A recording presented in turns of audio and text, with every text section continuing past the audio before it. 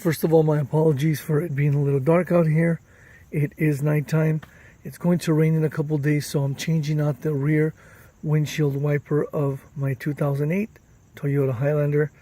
It was kicking my butt, but I finally figured it out, so I'm going to share. The first thing you notice is when you try to pull it up, it doesn't come all the way up. That's because you need to take this cover off.